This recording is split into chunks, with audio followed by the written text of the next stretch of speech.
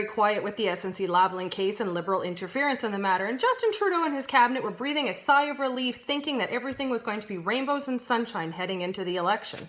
Well, those rainbows have turned into storm clouds and those sunny days are gone with the release of the Ethics Commissioner Mario Dion's report finding Trudeau guilty of improperly attempting to influence the SNC-Lavalin case. Now, SNC is currently facing bribery and fraud charges for handing out $50 million to Libyan officials over a 10-year period for government contracts. So to try to help this mega corporation avoid criminal charges, Trudeau decided to pressure his former Attorney General Jody Wilson-Raybould into intervening.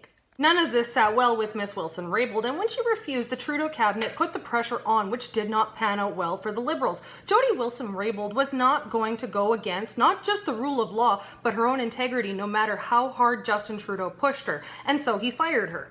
Throughout the investigation, the Liberal cabinet did everything they could to try to discredit Wilson-Raybould's testimony, claiming that they didn't do anything wrong. They simply just asked her to look at another option. All their efforts to deflect blame and sweep this mess under the rug were for nothing. In Mario Dion's report, he found Justin Trudeau guilty of violating Section 9 of the Conflict of Interest Act. Section 9 states plain as day that no official responsible for high-level government decision-making can influence the decisions of another person to improperly further another person's private interests. The report found that Trudeau did in fact put improper pressure on Jody Wilson-Raybould for a deferred prosecution agreement so SNC could avoid criminal charges. Dion's report also stated, and I quote, "Because SNC-Lavalin overwhelmingly stood to benefit from Miss Wilson-Raybould's intervention, I have no doubt that the result of Mr. Trudeau's influence would have furthered SNC-Lavalin's interests." Damning as Dion's report is for Justin Trudeau, it could have been a whole lot worse. In another effort to cover their Liberal butts, the clerk of the Privy Council, Ian Sugar, refused to waive cabinet confidentiality for the investigation. So that means Dion didn't have access to everything he needed to properly conduct his investigation. While the Trudeau Liberals swore up and down that they'd remain open, transparent, and fully support the investigation, they hid important information to try and cover their butts yet again. The fact that they're still trying to cover this up isn't just troubling, it's downright scary. And if you thought we'd get another one of Trudeau's stand-up apology performances, complete with crocodile tears, you would be disappointed.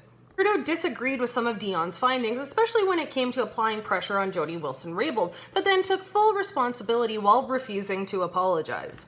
And why won't he apologize? Because he claims he was standing up for Canadian jobs. Now, if you have a good sense of humor, this statement is laughable, but for those of us here in Alberta, we don't find it funny at all. We've lost well over 100,000 jobs in Alberta. SNC-Lavalin employs 3,400 Quebecers and 1,000 British Columbians. This was never about protecting Canadian jobs. It was about protecting Quebec votes.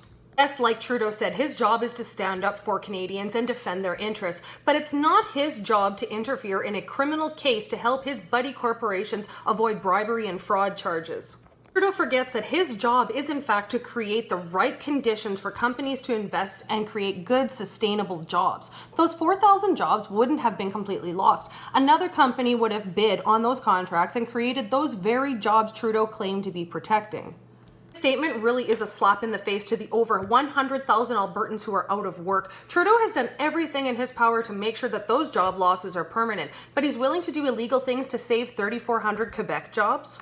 Justin Trudeau has lied, cheated, and broken the law. At the very least, he should step down because we all know he will never face criminal charges, even with an RCMP investigation. One thing is very clear. Justin Trudeau is not fit to be the Prime Minister of Canada and will do anything and everything he can to benefit his own self-interests. It will be very interesting to see how the Liberal spin doctors will try to get ahead of this in the election, and this SNC-Lavalin mess painted a very clear picture of who the real Justin Trudeau is. A liar, a cheat, a Prime Minister unfit to govern, and my Ducker of the Week.